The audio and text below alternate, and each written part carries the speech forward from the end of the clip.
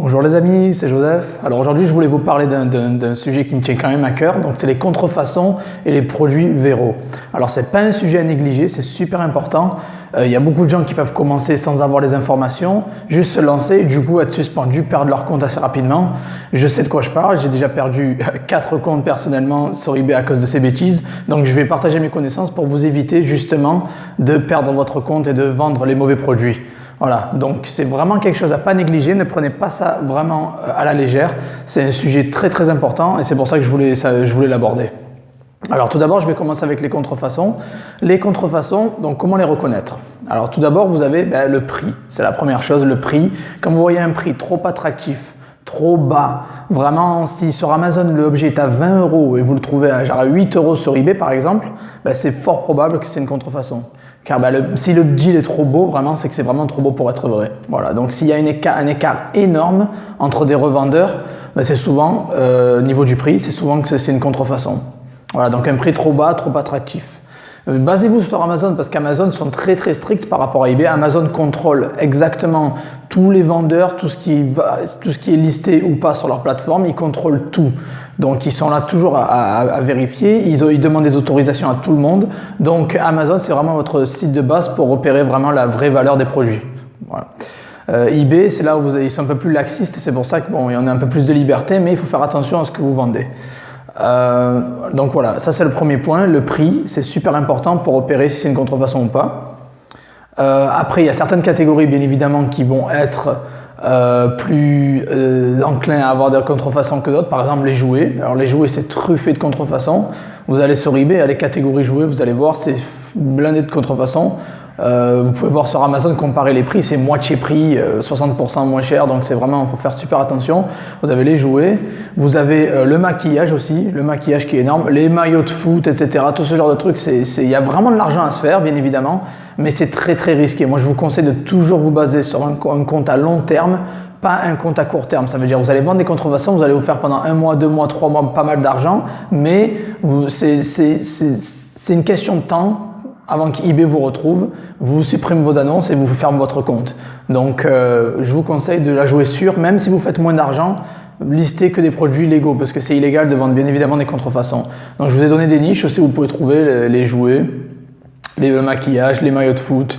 Il y a certaines clés USB aussi, bon voilà, bref, il y a pas mal de choses. Après, pour reconnaître, en plus du prix, vous avez aussi les vendeurs. Souvent, c'est les vendeurs chinois qui offrent ce genre de produits. Donc, bien évidemment, les contrefaçons, les 3/4 du temps, sont créés là-bas et donc vendus par des vendeurs chinois. Donc, si un vendeur chinois vend quelque chose qui est trop pas attractif niveau prix, c'est sûrement une contrefaçon. Donc voilà, je voulais vous parler des conséquences. Alors, les conséquences, vraiment, vous pouvez tout d'abord, une fois que vous êtes repéré, avoir votre annonce supprimée.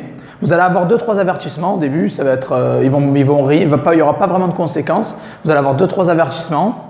Vous allez peut-être perdre en visibilité pendant quelques heures et tout, mais ça c'est pas grave.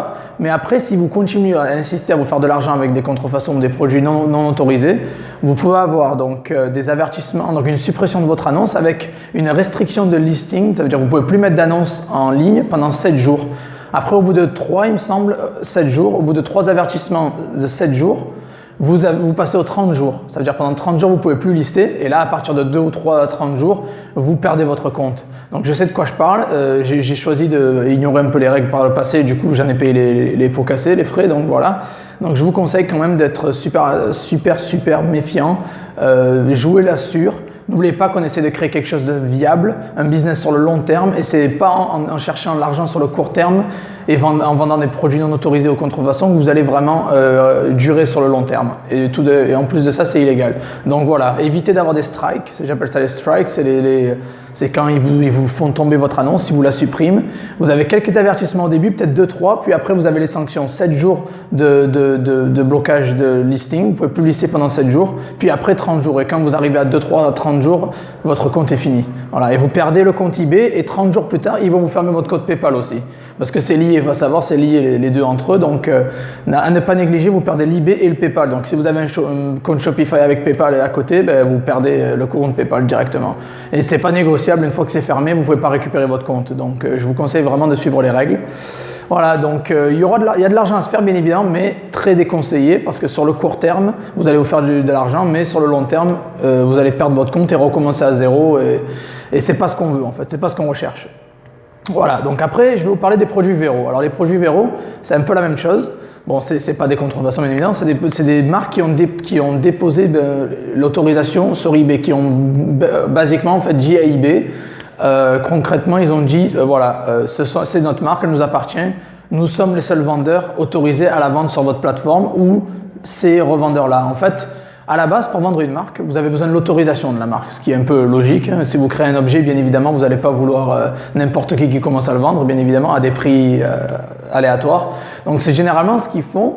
Ils contactent eBay, ils disent voilà, ça, par exemple Apple, voilà, c'est leur marque déposée, c'est Apple, elle est à nous. Il n'y a que Apple qui peut vendre leur marque ou des revendeurs autorisés, certifiés. Donc, c'est des vendeurs qui ont contacté la marque, qui ont signé un contrat avec eux, qui ont vraiment fait la démarche pour être autorisés justement et à vendre leurs produits. Donc c'est soit vous contactez la marque pour demander l'autorisation, soit vous fournissez chez un revendeur qui est déjà autorisé lui-même. Voilà. Donc ça après vous pouvez les trouver, les revendeurs certifiés sur internet, sur Google vous les trouvez assez facilement. Donc il faut vraiment suivre la liste Vero. Il y a une liste Vero, mais elle n'est pas complète à 100%. Ça veut dire que pas toutes les marques ont fait la démarche, par exemple. Donc pour savoir ce qui manque, vous avez deux solutions. Soit vous contactez la marque pour faire la démarche et demander comment ça se passe et si vous avez le droit de revendre leur marque. Soit il y a Karim en fait sur le groupe qui a mis un fichier Excel sur le groupe. On a commencé un petit peu à remplir les marques qu'on connaît. C'est vraiment en faisant des tests. Voilà, c'est vrai que c'est un peu le crash test, un peu dangereux, mais voilà, il y a pas mal de gens qui lisent pas mal de produits, dont moi inclus, même Karim a participé, pas mal d'autres gens ont participé. Il y a un fichier Excel sur le groupe avec la liste Vero, avec la liste des objets qu'on s'est fait supprimer, qui est pas sur la liste Vero, mais qu'on a expérimenté nous-mêmes. Ça veut dire on les a mis en ligne. On a fait quelques ventes et puis on a perdu l'annonce parce qu'on n'était pas autorisé à le revendre. Donc après, bon, c'est un peu dangereux de faire ça, mais bon, l'expérience, c'est ce qui fait. C'est pour ça que je suis là, les gars, avec vous. Je partage mon expérience et sans avoir fait les tests, sans avoir passé, sans être passé à l'action, j'aurais jamais su tout ce que je sais maintenant. Donc voilà, le but, c'est vraiment de vous baser sur la liste Vero. Regardez ce fichier sur le groupe, rejoignez le groupe, il y a les fichiers dans les ressources utiles et mettez votre grain de sel, rajoutez un peu les marques que vous savez qui sont Vero, qu'on n'a pas le droit d'utiliser. Voilà, donc après vous pouvez tester, contacter la marque ou tester, c'est le seul moyen pour... N'oubliez pas qu'il faut une autorisation à la base pour vendre n'importe quelle marque. Après eBay ne sont pas souvent regardants à ce niveau-là, vous pouvez lister pas mal de choses même si vous n'avez pas vraiment les droits sur la marque. Par contre, c'est quand vous commencez à faire du chiffre, que ça commence à se corser. Ça veut dire vous allez avoir 1, 2, 3 ventes, d'un coup votre listing va se retrouver plutôt en haut de tableau et c'est là que du coup ça va sonner l'alarme, votre annonce peut se retrouver sur Google aussi, etc. Donc c'est là où la marque font des recherches, il y a la brand protection, ça veut dire la protection de la marque. Ils ont chaque grande marque a un département exprès pour ça, pour la protection de la marque, et c'est eux qui vont vous traquer. Ça veut dire ils vont vous rechercher sur Google ou sur eBay, puis contacter eBay pour justement supprimer votre annonce. Voilà.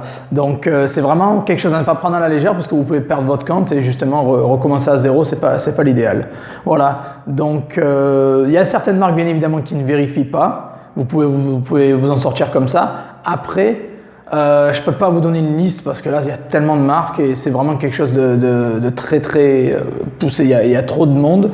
Donc j'ai donné tout ce que je connais, mes connaissances dans le fichier Excel sur le groupe. Allez-y, participez, ça serait bien aussi. Voilà. Sinon, pour les Vero, je pense que c'est tout. Vous aurez justement, comme je vous ai dit, ces problèmes ou dès que vous listez l'annonce ou un peu plus tard si vous faites du chiffre.